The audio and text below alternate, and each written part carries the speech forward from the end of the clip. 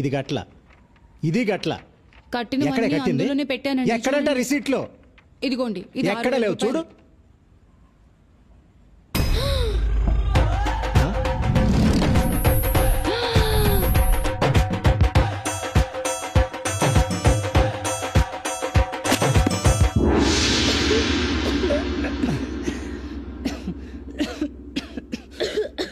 ఒరే అన్నయ్య, చిన్నప్పుడు అమ్మ చెప్పింది, నాన్న చెప్పారు, స్కూల్లో మిస్ చెప్పింది, అందరు టీచర్లు చెప్పారు, కాలేజ్ లెక్చరర్స్ చెప్పారు, ప్రొఫెసర్స్ చెప్పారు, చివరికి ప్రిన్సిపల్ కూడా చెప్పారు కదరా.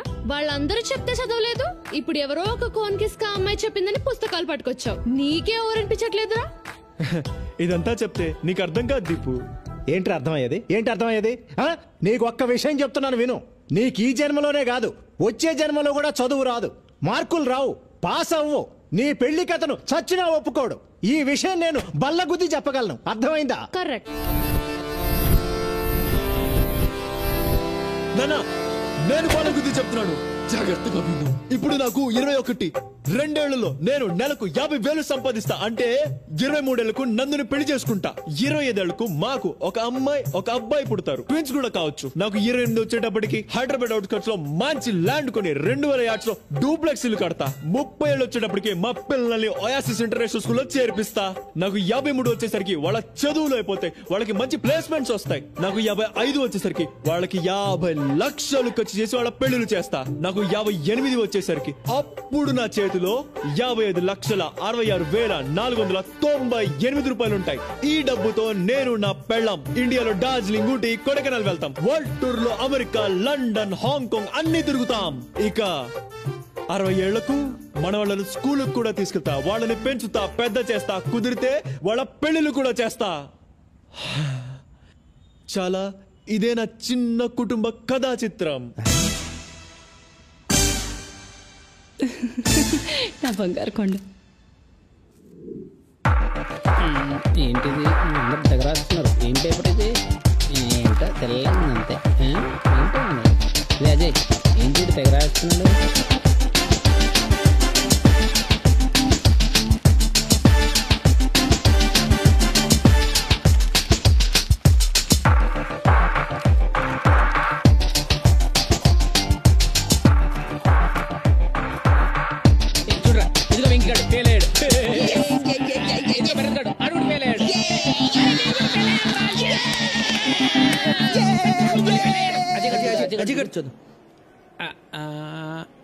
అక్కర్లేదురా,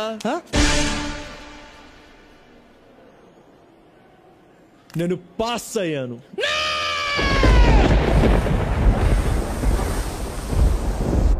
ఏం మాట్లాడుతున్నావురా?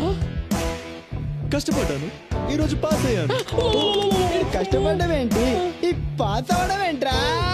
రే ఎలా రా?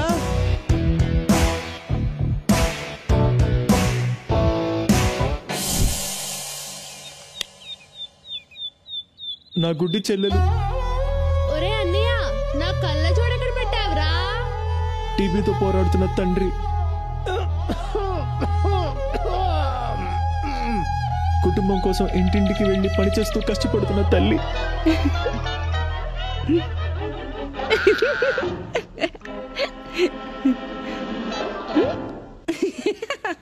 ఇదే నా జీవితం సార్. వాళ్ళకు సేవ చేసి చేసి అలసిపోయా, చదువుకోలేకపోయా.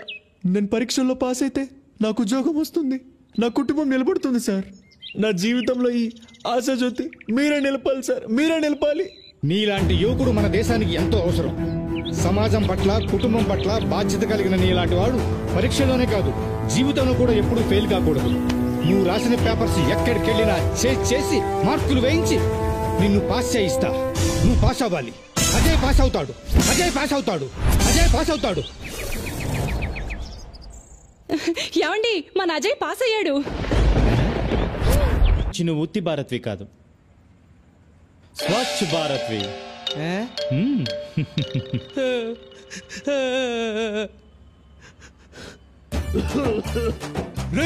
దౌర్భాగ్యుడా, చదువు సంజయ్ మానేసి అజయ్ గారితో తిరుగుతున్నావు కదా. తిరగరా, తిరుగు. ఏదో ఒక రోజు నువ్వు లెటర్లు కొడుక్కొని బతకాల్సి వస్తుంది.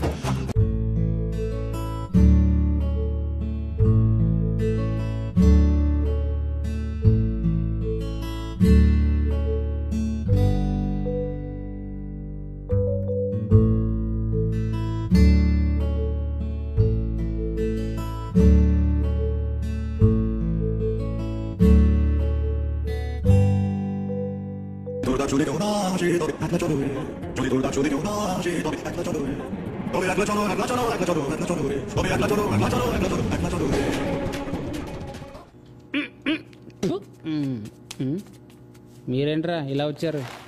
చేయి అదో బతుకు లెట్రిన్లు కడగాల్సి వస్తుంది. రే నీ కనీసం ఆవుద్యమైనా ఉందిరా, నా బతుకు అది కూడా లేదురా. మీరు చాలా బెటర్ రా. ఓసారి కిందికి చూడండి. నేను ఎక్కడికి పారిపోకూడదని సర్కస్ లో ఏనుగు కట్టేసినట్టు కట్టేశాడు రా మా నాన్న. 2 రోజుల నుంచి దేనికి పోలేదురా. Hi viewers, welcome to our business kings program. ఈ రోజు బిజినెస్ కింగ్స్ ప్రోగ్రామ్ లో మనం కలుసుకోబోయే ఈ గొప్ప వ్యక్తి mister Ajay Kumar from Singapore. Singapore లో అజయ్ కన్సల్టెన్సీ నిర్వహిస్తున్న అజయ్ గారు తక్కువ కాలంలోనే ఎక్కువ సక్సెస్ ని చూశారు. ఎంతో మంది భారతీయులకు సింగపూర్ లో ఉద్యోగాలు ఇప్పిస్తున్నారు. నిజం చెప్పాలంటే వాళ్ళ జీవితాల్లో వెలుగులు నింపుతున్నారు.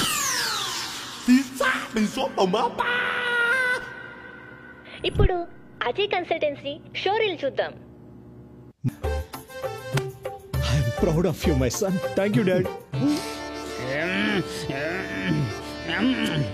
అన్నిట్లో నా ఇన్స్పిరేషన్ మా అన్నయ్యే. మా అన్నయ్యే నా రోల్ మోడల్. మా అన్నయ్య దగ్గర నుంచి నేను చాలా నేర్చుకున్నాను. మా డాడీ సింగపూర్ లో ఉన్నప్పుడు మా మమ్మీయే మా అన్నయ్యని చాలా డిసిప్లిన్ గా పెంచింది. అందుకే ఆమెను ప్రేమతో మదర్ ఇండియా అని పిలుచుకుంటాను. మా అన్నయ్య చాలా నిజాయితీపరుడు. మా అన్నయ్యని నేను సన్ ఆఫ్ ఇండియా అని పిలుస్తాను. మా మమ్మీ మా అన్నయ్య ఇద్దరు చాలా గ్రేట్. ఈవిడేమో మదర్ ఇండియా, వాడేమో సన్ ఆఫ్ ఇండియా.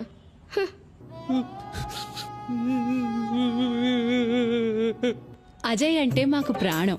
పొద్దుగాల 6 గంటల నుంచి రాత్రి 10 గంటల వరకు అజయ్కి ఇడ్లీ, దోశ, వడ, బోండా అన్నీ పెడతాం. బుధవారం చికెన్ బిర్యానీ, గురువారం మటన్ బిర్యానీ, శుక్రవారం పెరుగన్నము, సాంబారు పెట్టి మేపడం మా అందరికీ ఎంతో సంతోషం. ఇంట్లో అందరూ నా మాటే వింటారు. అజయ్కి యజమానురాలి నేనే.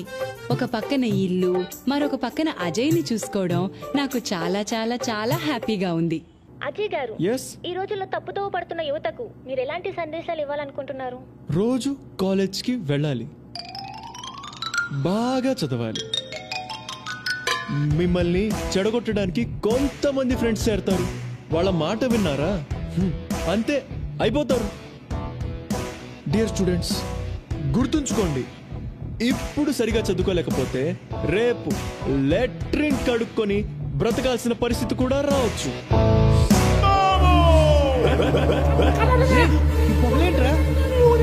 నాకెక్కడో కాలుతుందిరా. వచ్చి చేంతి, నేను ఇక్కడ ఉండలే. పదండ్రా. ఆగండ్రా.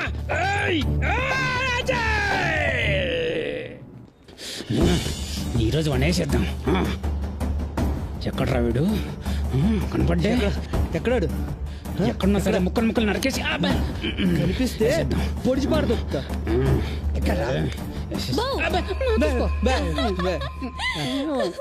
కత్తులతో రెడీగా ఉన్నారు. రండి రండి. అయ్యో పర్లేదు రండి. కత్తులతో ఎక్కడ తీసుకుపోతుంది? భోజనాలు పెట్టిస్తుందా? బిర్యానీ ఏమోరా. రండి రండి రండి. ఎంతైనా మా ఆయన ఫ్రెండ్స్ కదా, రండి. ఈ వెజిటేబుల్స్ కట్ చేయండి. ఏంటి? మీరు ఈ వెజిటేబుల్స్ కట్ చేస్తూ ఉండండి, నేను మా ఆయన్ని పిలుచుకొని వస్తా. దీన్ని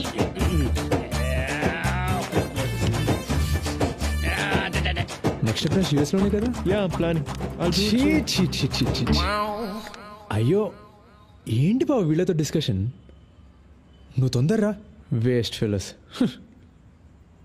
ఏంట్రా ఎలా ఉన్నారు? మేం బానే ఉన్నాంరా. ఎవడ్రా బాగున్నాడు? నీ అయ్యా ఉలిగడ్డ పోయి. మేము అస్సలు బాగాలేంరా.